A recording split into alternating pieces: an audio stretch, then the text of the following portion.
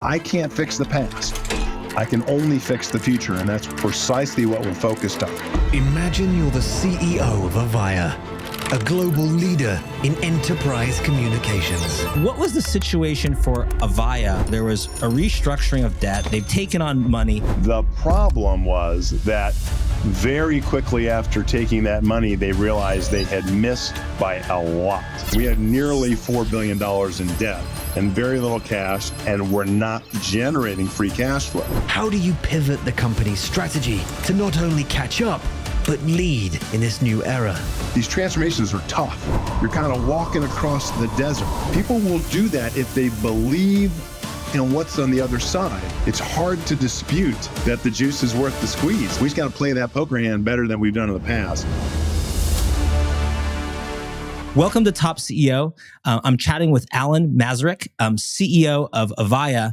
And Alan, when you get a phone call, usually, because you're great at turning around companies in the enterprise communication space, usually something not so good has happened if you're getting the call. And what was the situation for Avaya, where a very precarious situation where there was a restructuring of debt, they've taken on money, and quarterly results are about to come out? Take us back to what the situation was. So this story begins 18 months ago. I had been in discussions about coming back from retirement to affect, hopefully, a turnaround of Avaya. One of the things that they were in midst of doing during my discussions was raising a new round of financing because they had to. They had a near-term maturity in 23, and so they closed on a $600 million new piece of money, literally July 12th of 22.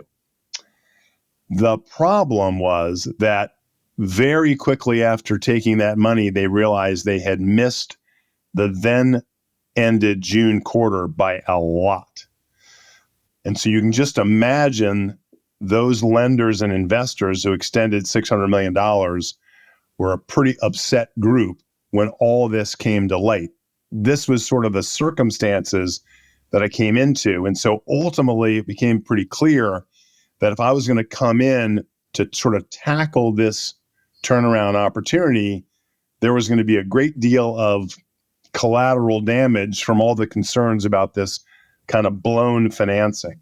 So they actually announced the results of the June quarter on July 28th at 5 p.m. and announced me as the new CEO at 5 minutes later. That's the situation that sets up. And the view that there was going to be a lot of collateral damage, a lot of shrapnel, there certainly was. So what happens? How do you approach that when, did you have your bulletproof vest on? Are you just prepared to, have people yell at you? Or is it the fact that you're new and you're fresh and they know you're starting protect you from that because they say okay, you're the person brought in to address the situation we're in? Or do you just have to take a lot of incoming fire to begin with on your first day? So actually it's the latter. I don't take the incoming fire. I'm the guy who comes in to fix it. And everybody understood that. Now there's some things that you have to do, which are, tough. We had to, you had to right size the cost structure. We had to exit a lot of people. But it was clear to me, let me just sort of take a step back on this story. Let's think about Avaya real quickly. So Avaya has its lineage in enterprise communications all the way back to AT&T and Lucent. We were part of AT&T, 30 years ago. When AT&T was busted up and Lucent was a piece of AT&T, Avaya was the enterprise communications piece of Lucent, but its lineage had been AT&T. We were then spun out of Lucent back in 2001 as a pure play enterprise communications player. And we're the biggest in the world in that. When I mean enterprise communications, you think about what began, as a phone system in an enterprise for the knowledge worker sitting at a desk, and the contact center system for the agent. That is largely Avaya throughout the world. Now, there's an opportunity that we saw, which is the world is evolving beyond just communication solutions, voice, video, chat, social, web, into enterprise, into customer experience, meaning brands are trying to make sure they serve their customers well and provide a great customer experience because that's the way they differentiate themselves. So that total addressable market is going to be huge, expected to be close to $50 billion by the end of the decade. And if you look at Avaya as a set of assets, it was pretty clear to me and to the investors that we could take that asset base and play it into that TAM around CX, around customer experience, and create a successful outcome. So meaning, just before you go on, that you're evaluating the business opportunity, saying, if all of these problems did not exist, if we could take them away by being smart and strategic and making some tough decisions, we have a actually great business opportunity before us, which is worth pursuing. That's exactly right. And to me, going into this, that's the thesis that I had coming in. But it was abundantly clear that you had to do both a financial restructuring and a business restructuring in order to get there. The financial restructuring, what I mean by that is we were grossly over-levered, didn't have a lot of cash, and the company was not generating free cash flow. And what was the cause of that? Is that death by 1,000 cuts, like lots of little decisions that add over time and you just get in a bad situation? Or was there a fundamental miss in, missing an opportunity, a product, a market, investing too much in R&D? What caused that? I think generally it's a death of 1,000 cuts, but it's rooted in the fact that we weren't delivering the products to customers that they needed properly, that they needed to modernize with. So they were making decisions to leave us to go to competitors. And this is in the world where premise architected solutions were giving way to cloud architected solutions. And Avaya, going back many years, was slow to that game.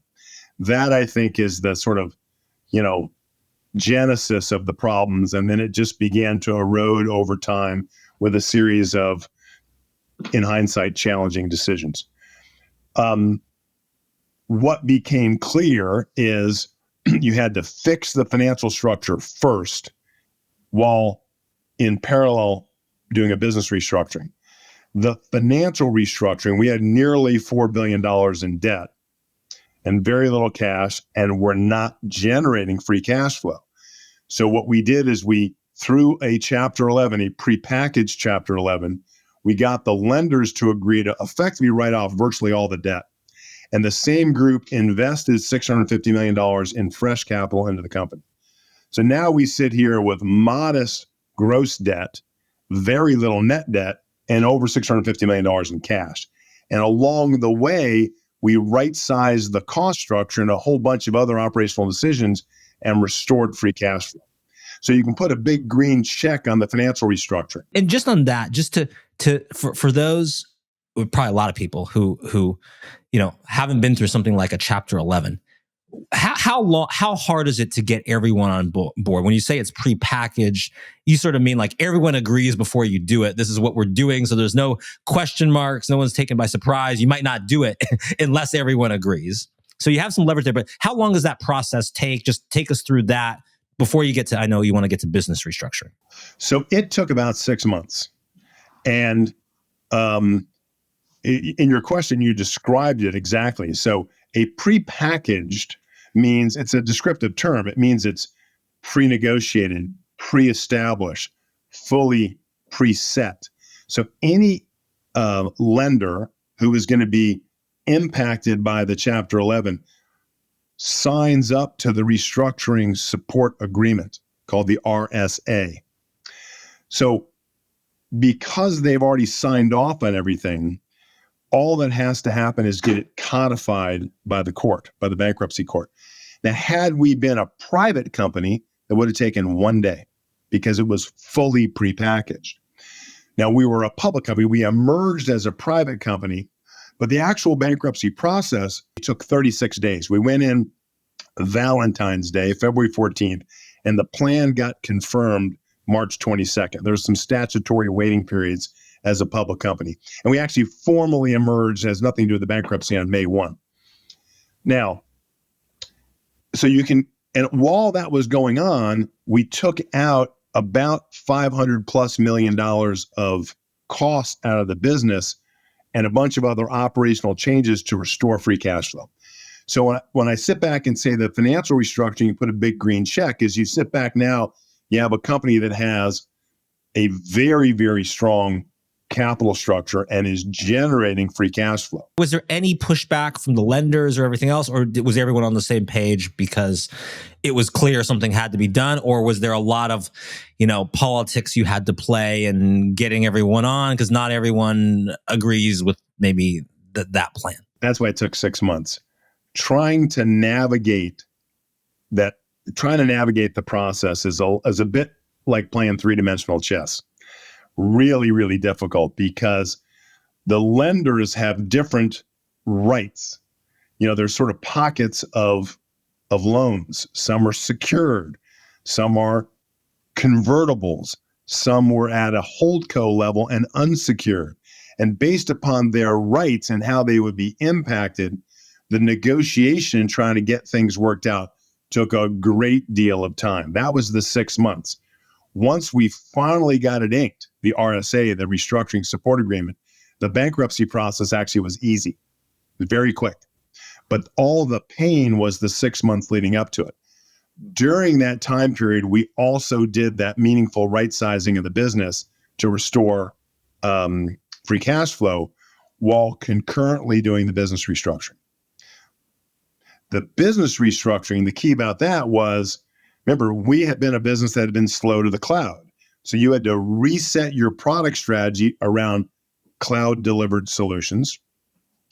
We then built our strategy from a go-to-market perspective around the nature of our customers. We have the largest customers on the planet. Again, it goes back to our lineage all the way back to the AT&T days.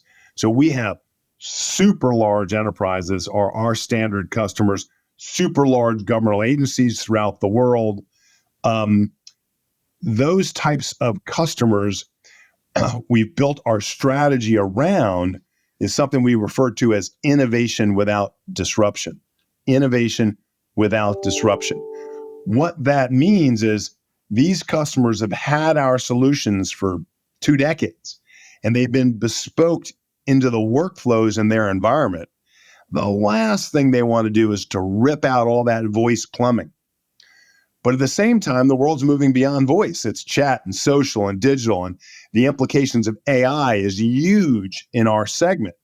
And so we have effectively a hybrid strategy. We're bringing you the innovation via the cloud without disrupting what's underneath that has been built into your environment over a couple decades. And among those very large, complex, often highly regulated or sensitive industries or in sensitive geographies of the world, that strategy has resonated really, really well. And so how do you, first of all, when all this is happening and it's in the news that there's a Chapter 11, how do you prevent just like even more customers fleeing? I mean, is that they're locked in contracts and it's real, you're in an industry where you can't just like switch tomorrow and that sort of helps you in this case? Or what do you do before you make the case that like, hey, we've got a new strategy, we've got a new focus on the cloud, you're going to like it?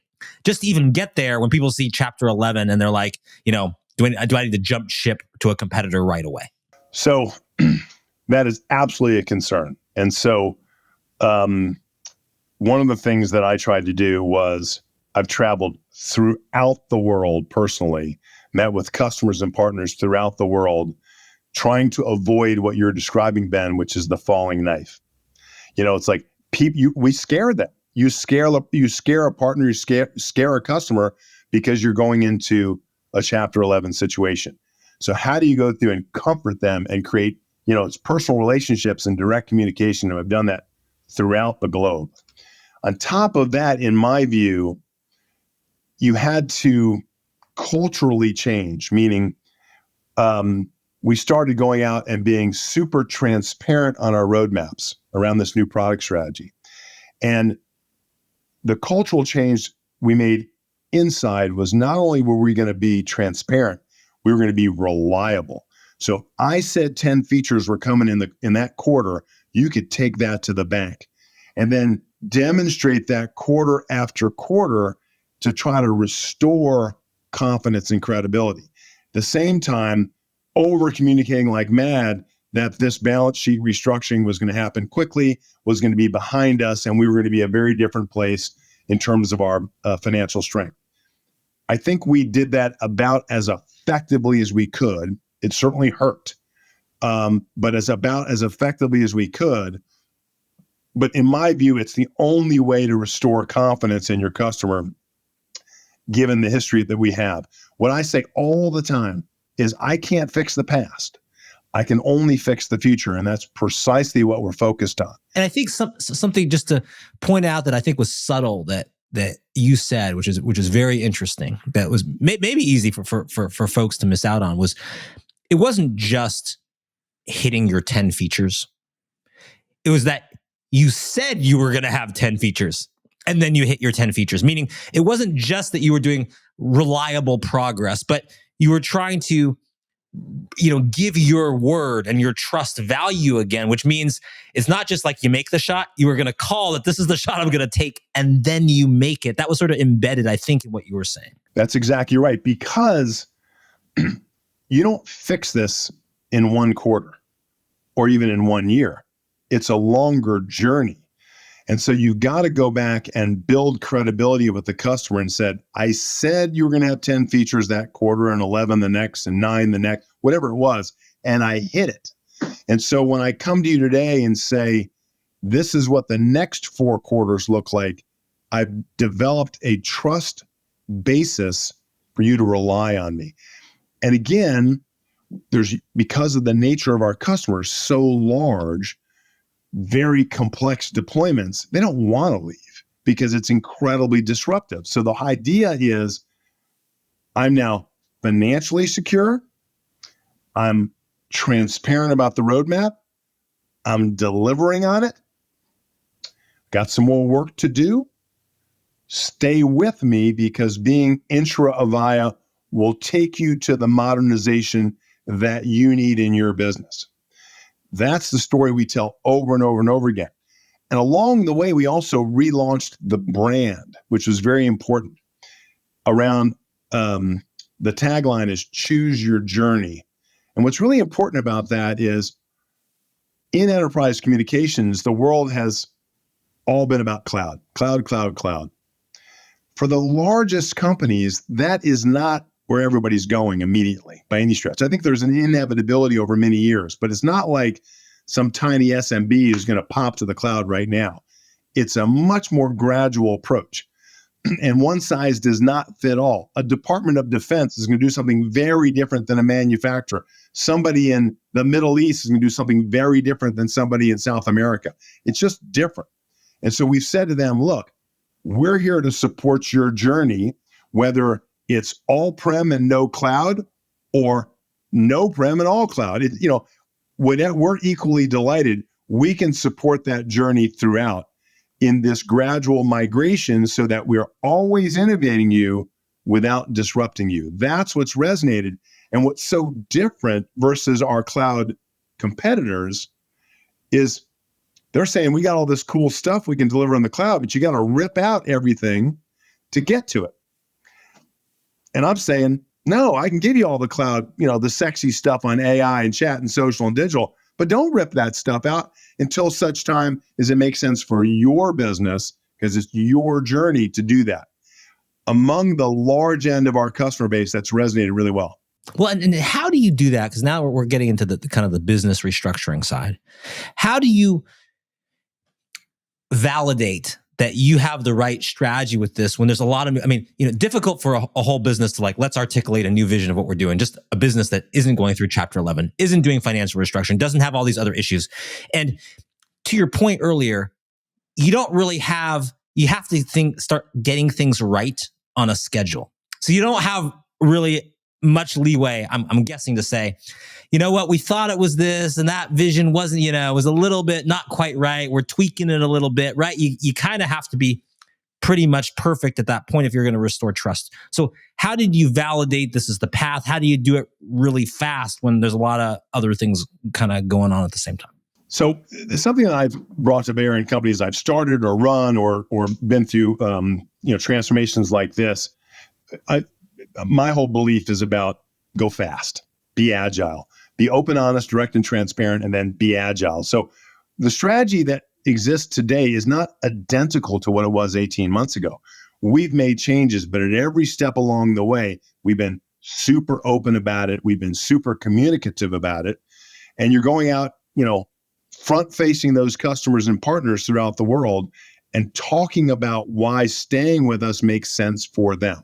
Everything we try to do is start from a customer in approach. Some guys, some companies sit back and say, I got some cool software. I'm going to jam it to you. We're coming at this the exact opposite. This is your needs. You express to me, I can fulfill those needs. It's your journey. And you just got to rinse and repeat on that. And it sounds like the strategy was you were trying to leverage the advantage you had. And the advantage you have is you've been providing the plumbing for maybe the not sexy thing for a while. And so, someone else that doesn't have all that plumbing in there, they're going to say, rip it out. But your competitive advantage was you don't have to. So it sounds like that was just like, let's evaluate what's the asset of the company. This is the existing asset. Let's build on it and bring our competitive advantage from that. Exactly right. Because what's happening, there's two trends that are undeniable. Premise architected solutions are giving way to cloud over time, but it doesn't move monolithically by industry, size, level of regulation, whether you're a critical care hospital, whatever. Prem to cloud does not happen monolithically. It goes back to the customer choosing their journey. And the other is voice is giving way to digital. When I mean digital, I'm sort of digital writ large, chat, social, web, and the utility of AI in a big way. You want to give the customer an opportunity to ride those two trends intra Avaya, that they never have to face the disruption that going to a rip and replace would create. That's the promise of it. And again, there is great power in incumbency because they've had that plumbing for 20 years. And it's not just the features, the enterprise communication features, it's how it's built into all their workflows. I always give a good example. I think a good example. We one of the largest law firms in the world, we do all their voice communications. Other companies who do the voice communications. So it's not that which is differentiating. It's the fact that our stuff has been built into their workflows. So when the attorney hangs the phone up after a 17-minute phone call with the client, it dumps directly into the billing system. The call is either recorded and transcribed or specifically not recorded and transcribed or stored for a certain length of time or what have you, based upon how the client is coded. So my point being is it goes well beyond just the voice communication features. It's how it fundamentally supports the workflow, in this instance, of a law firm. They make their money by selling time. They have to capture that time. So that's where this stuff gets so bespoke. That's the thing people don't want to move away from. And so when we talk about innovation, you can augment voice with other channels of communication without disrupting the plumbing. Well, and how do there's, the one complication you have at this moment in time is you have another set of stakeholders who are very interested in what's going on. And I mean that as like all the lenders, right? The people who have like skin in the game. How do you communicate the product or the business strategy to them? Because they may not be experts in this field. They want to know that their investment is safe, and they want to know that your ladder is up against the right wall. And you've got to do that. How do you think about that process? Because that's a very unique process. Maybe not a lot of people have gone through at these kind of stakes. So, first of all, from a governance point of view, we have a normal board. Those lenders now have become the equity owners of the business. So they did all this work in exchange for 90% of the equity of the business. The other 10% stayed with the team so that I could, hire a new team. And then reward equity down to to more rank and file within the organization. Now, most restructurings end up, a company gets less leverage, but still too much. That's the way most of these turn out. The old adage I've heard, it's like the mule can carry 10 pounds of rocks if the rocks were your debt. And you get saddled with 9.9 pounds of rocks. Yeah, the mule can still walk, but barely. That's the way most of these things work out. We got basically 1 pound of rocks. I mean, they completely delevered the company. Why? Why would they do that? And these are huge firms like Apollo on the private equity side, or Invesco or Naveen or Voya, huge lenders out there who now are equity holders. Why would they do that? These are very rational, sophisticated investors. The only reason is they see the equity opportunity on that 90% that they own to make a return, because the business strategy is so compelling, going after this macro trend where communications is moving into customer experience solutions with a $50 billion TAM at the end of the decade. That's why they left us the way we are. It's very, very unusual in a good way, but it's rational. And that's the situation. Well, and how did this, I should mention that this wasn't your first major restructuring in the space. So one, you had been CEO of Vonage, that really shifted from a focus on residential communications to more enterprise communications. You had started companies, sold the company to Google, been internal at Google as well. How did those experiences shape what happened at Avaya? Were you able to take anything from those that you might have otherwise missed or not seen and applied them to get a better outcome? Yeah, they made that experience made a great deal of helped a great deal. It's interesting. We're such the collection of our experiences going back. While I've been in the company I sold to Google was in a mobile application, so I understood sort of the mobile market very well. It was different again than what we did at Vonage, moving from residential communications into enterprise communications. But it helped me really learn the industry really, really well in enterprise communications. So when I came to Avaya, that playbook in my own mind was very clear. That thesis of how do I play these assets into that huge emerging customer experience trend, this huge TAM, was very clear. Now, the one thing I've learned throughout my career is a benefit of focus. And many of the steps that we've taken at Avaya were all about focus.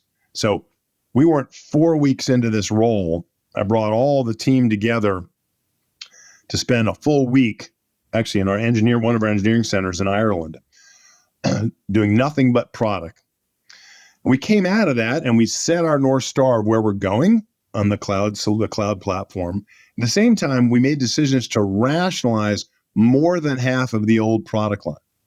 Because while we have a big engineering group, it's 1,700 people. It's a very big engineering group. It doesn't matter how big it is if you're trying to chase too many initiatives. So by virtue of focus, and then going back to what I shared before about being transparent about roadmap and reliable, now we're burning roadmap in a hurry. Those are some of the lessons I've learned through this career, and I know that it gives me a sense of confidence of what will work and has enabled us to go very quickly. The other side is we manage the whole company with just 3 objectives. They're just 3 objectives, which is the first is something, the acronym is DPTW. DPTW, Destination Place to Work. Meaning, how do I make the culture of Avaya something that employees view as a destination place to work? I want to be here. Remember, I came out of Google. Google clearly has carved that out for themselves as a destination place to work among the very large tech companies. And so we have operationalized that ambition about turning Avaya into that destination place to work with a great deal of resources and a great deal of intentionality starting from the very first day. The second objective is about the product, which is we have to deliver the product on time and of high quality that the customers need. Otherwise, it doesn't matter how strong our capital structure is today, over time, the customers are going to leave us and we're going to be back, in the soup at some point in the future. So you got to deliver the product. And the third is about delivering legendary customer service. And, everybody and their brothers talks about legendary customer service. What's so critical here is the trend we're playing into is that our customers, those brands, want to differentiate themselves based upon the customer experience they provide their downstream client. Think how incongruent it would be if we weren't ourselves a terrific customer service company. So we drive those three objectives over and over and over again. And so that focus makes a great deal of sense. And, so now you take a step back and look at sort of today's poker hand in a sense. You have a very strong balance sheet. You got plenty of cash. We ended the year at $650 million in cash. You're generating free cash flow today. So you're strong financially. You're deeper into this product strategy reset around a go-to-market we refer to as innovation without disruption, which is resonating particularly with the large base, where they don't want to sort of jump to the public cloud, today. We've launched the brand around Choose Your Journey. It's unique to us. It's a swim lane for us. And then we've begun that DPTW, destination place to work, in earnest, in a big way. So we've completely rehired the C-suite because unfortunately, given the situation that we found ourselves in when we got here, we had to exit most of that. So we've replenished the C-suite, and then we have hired a great deal of talent within those functional organizations. The way I describe it is the whole transformation is an 8-quarter endeavor. And here we are as the, New Year's came, we're in the 6th quarter of an 8-quarter endeavor. That doesn't mean at the end of 8 quarters, we don't have a whole bunch of work to do. Of course we do. Of course we do. We always got to execute. But in terms of all the structural things that I've described, those will be fully understood and in place by the end of our fiscal, which is September 30th. So that's the end of the 8th quarter. And so I do a global all hands, and we have over 6,000 employees once a month. I'm doing my next one day after tomorrow. And the message is, now that we're in January, is we're no longer in the 5th quarter, we're in the 6th quarter of the 8-quarter transformation. The 8 quarters hadn't changed. So what I'm saying to my team is we need to make that so. It has to be authentic and true that come the end of this process, people are working in an organization with a strategy that they believe they can win with, in a culture they can be proud of. And the rewards will extend to them as well.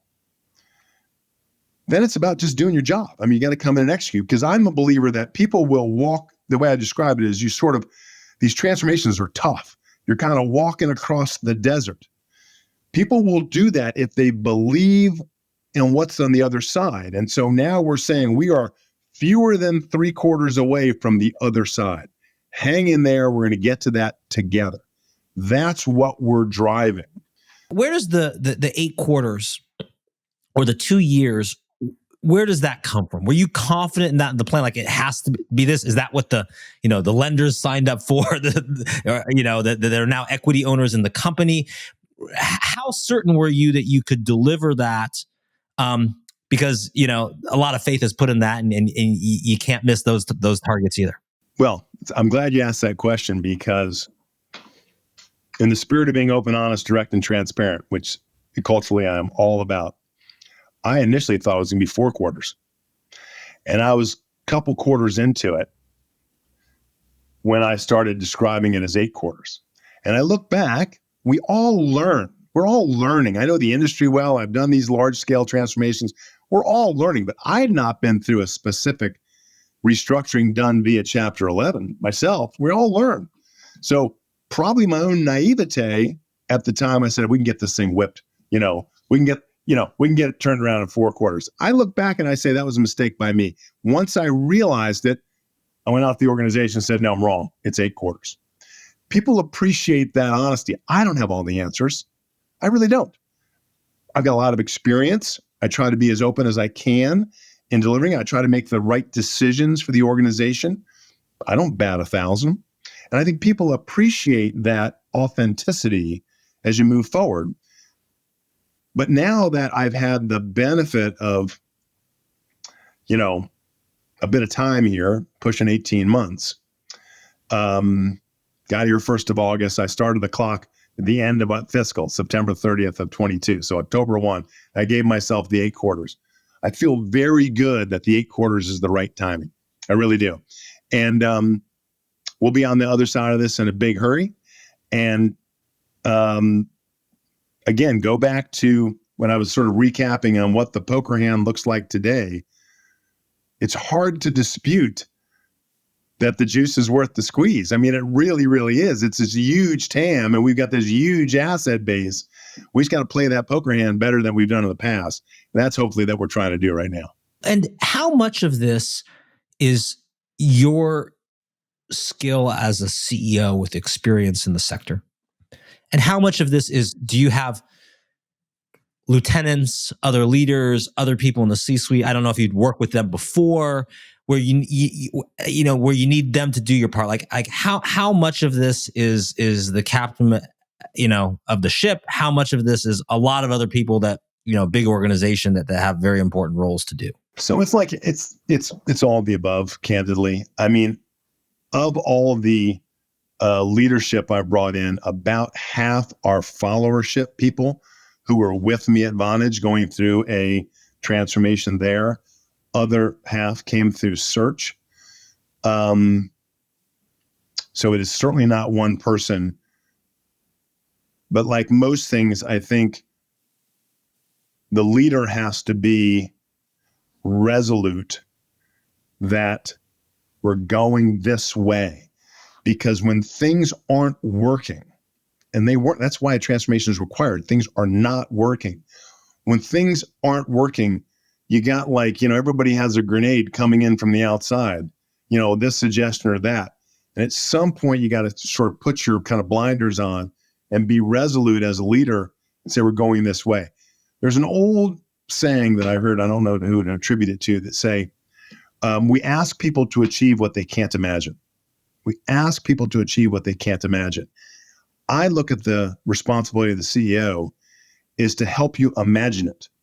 Remember I said the 8-quarter transformation, it's like you'll walk through a desert for a finite period of time if I can show you what the other side looks like. And you'll be playing in a company with a strategy you can believe in a culture in which you can be proud. My job is to help you imagine that, to see it, and then direct the organization so they can achieve it. All too often, we sit back and say, in our personal lives, in our business lives, we ask people to achieve what they can't even imagine. They can't even see it. And I think the job of the leader is to help you see it. And it's very different what the company is today, but it's not such an ambitious leap that people say, oh, it's never going to happen. You got to be able to be authentic and true about it.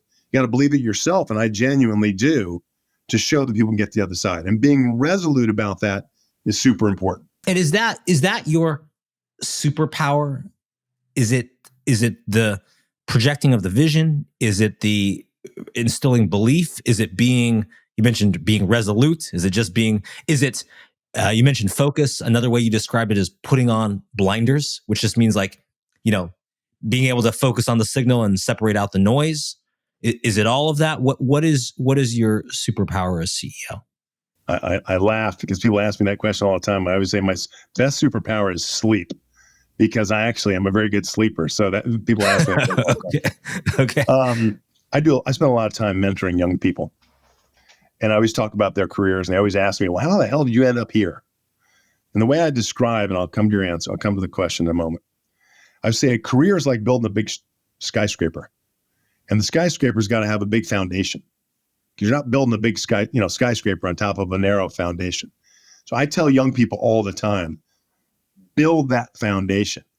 I look back in terms of how I got here and the level of success I've been able to accomplish or to achieve is I was fortunate enough to build a big foundation that I can bring to bear in these situations. I'm perfectly willing to say, I screwed up, I'm wrong. I've got no ego in it. But I think I bat with a high batting average based upon my experiences, the accumulation of those experiences. I enjoy communicating. I think I am authentic. I wouldn't say something I didn't believe in. And I think people gravitate to it. But these are tough situations. And so you got to tell people, we had to exit, a couple thousand colleagues through this process. So it's like, how do you attack this thing saying, look, this is going to be hard. We're going to lose some fingers and toes along the way, but we're trying to save the body. And I just approach it, in as open, honest, direct, and transparent a way as I can, with as much good sense as I can, over communicate like crazy. One other quick adage. I read a book by Larry Page, from Google and John Doerr from Kleiner Perkins. And in the book, it struck me as a leader, when you started to say the same things so many times that it hurts your own ears coming out of your own mouth, the audience is just starting to get it. So it's like the rinsing, figure out the answer in the strategy and where we're going to go. Rinse and repeat on the message and make sure everybody's singing off the same song sheet. It's not easy. Bigger the organization, it's tough. The more volatile the situation, the more globally distributed we are. It's tough. Those are the type of things we try to do. Well, and to bring this full circle, you're in quarter 6 of the 8-quarter plan. Originally 4-quarter plan, realized might need a bit more time.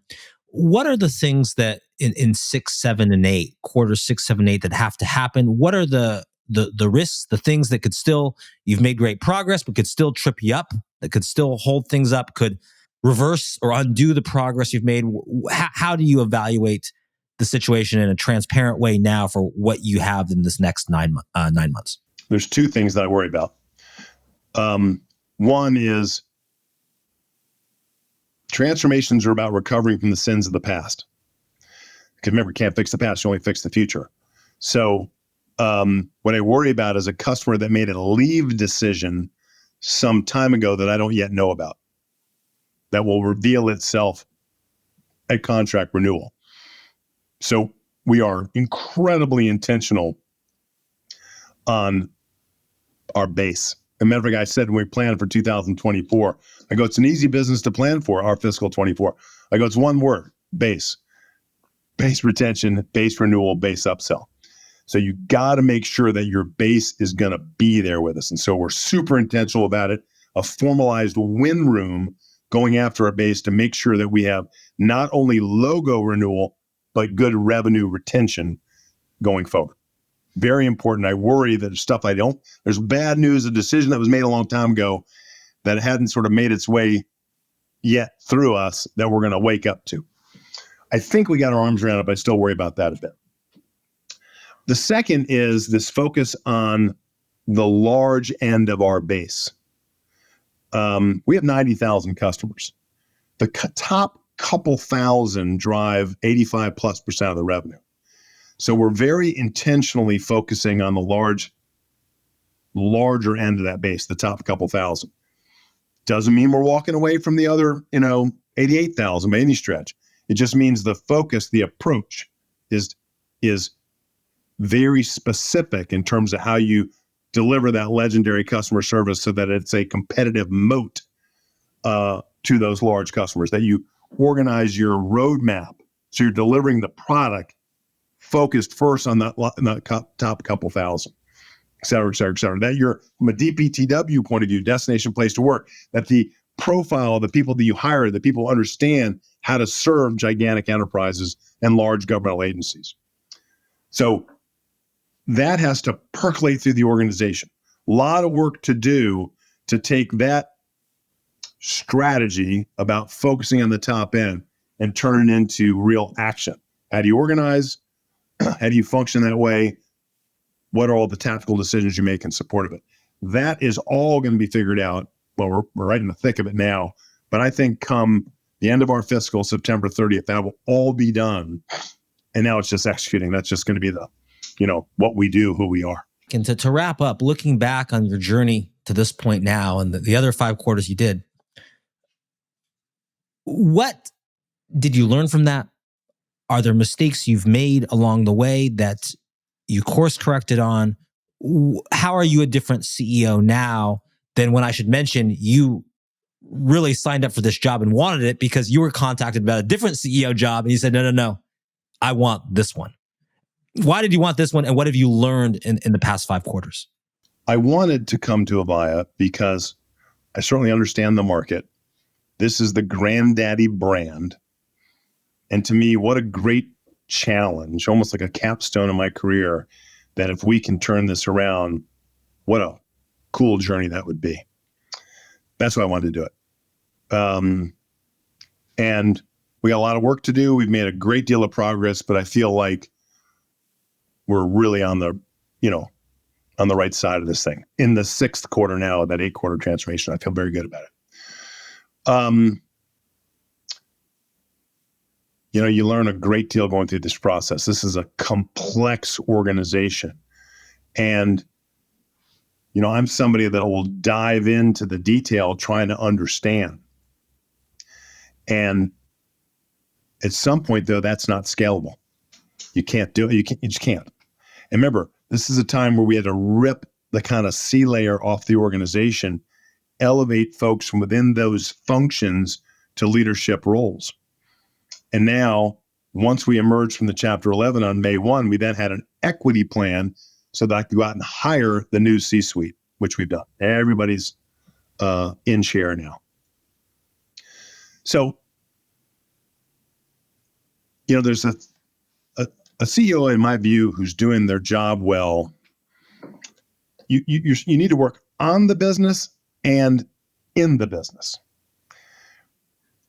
When you're in the midst of this transformation and grenades are flying everywhere, you're doing both 24 hours a day. But it's not scalable. And so my own sort of new learnings is, now that I've hired this super competent team, about half of which are followership folks, now I got to move away, and now I need to work on the business, not in the business. And that actually is a change. I'm sort of, as we kicks off the new year, my own team, when we did our ELT last Wednesday, our executive leadership team meeting, we do them on Wednesdays, and we did it this past Wednesday. That was the conversation we had about, I need to pull back, and you all need to drive the in the business so I can work on the business. So it just changes. It just evolutions. You need to make sure that you're clearly seeing the situation at the time and changing appropriately. It's interesting because it almost parallels when you talk to, you see the journeys of startup companies that become really big. And sometimes for the CEO, the skills that make you great, whether you're small, are exactly the things that limit you when you become bigger. And it seems like this transformation and restructuring is like a microcosm of a whole, life cycle of a company all comprised into one. And interesting that maybe, Alan, the skills that make you great at the beginning of a transformation and get through quarters 1 through 4, maybe different set of skills than you need in quarters 5 through 8, if I'm hearing you right. There's not many, Jeff Bezos is out there, or Zuckerberg, who took it from nothing to huge. There's not many. The startup skill set is just different. It's just different. And I think the transformation skill set is different. I would say I would not be the person you'd want to bring into a kind of a maintenance situation. I would find that kind of boring myself. It's not my, I'm not sure that's where the, kind of highest and best use of my time is. Well, we got plenty of work to do here. I'm not going anywhere. So it's like, there's a lot more to do. And final question for you, final question of the day is just, what is your advice, aside from a transformation, for other CEOs facing difficult situations, difficult decisions, just the CEO job? What do you do when you're getting conflicting advice, hard decisions? Maybe people have to be let go. Maybe huge changes, pivots had to be made. Maybe you've got to talk to investors who won't be happy with you, have some difficult conversations. But aside from the specifics of restructuring, what is your just advice for CEOs who are listening now, just facing worry and difficult decisions and maybe a tough 2024 ahead? What is your advice to them? For me, it's again, I think in every situation, I approach it the same way: be open, honest, direct, and transparent. You're in that role because you've got a skill set. You're familiar with that industry. You know how to manage people. You know how to, evaluate talent. Nothing goes in a straight line. We all know that. There's going to be, the punch in the stomach's going to happen. Something's going to, blow up on you. It always happens. And so, you're going to be called on the carpet by the investor or the employee or the competitor or the customer, whatever. All those things are going to sort of, come and hit you. And I think you have to have a plan, be resolute about the plan, try to stay as focused as you can, even when the grenades are flowing in, and at all times go back and never try to round the edges of the problem. I like telling one of my equity holders, something I thought with this transformation going to happen in 4 quarters, going to happen in 8? No, but I do. What do I like telling an employee that, I have to exit? That I have to exit them? No, but I do. And the point is always go through, in my opinion, and be open, honest, direct, and transparent in life and in business. And the chips are going to fall where they do, and you're doing the best you can. It's not like that person at the board or this or that are going to sit back and say, "Oh man, I can do it differently. I can do it better." Maybe they can, and that's why CEOs get changed all the time. But that's my attitude, and control the things you can control, and don't get upset about the things you can't control. Faced with the daunting aftermath of a Chapter 11 announcement, Avaya teetered on the brink. They grappled with the enormity of customer retention challenges, a mountainous debt burden, and the dire need for a strategic pivot. Alan's resolution strategy was built on pillars of direct, transparent communication, a relentless commitment to delivering on promises, and a focus on customer-centric innovation. This was a test of resilience, a crucible not just for Masarek, but for the entire Avaya team. So, what's the answer? The undeniable power of transparent communication, the importance of building a strong foundational strategy, and the necessity of adapting leadership styles to the ever-evolving needs of business. And with that, it's case closed.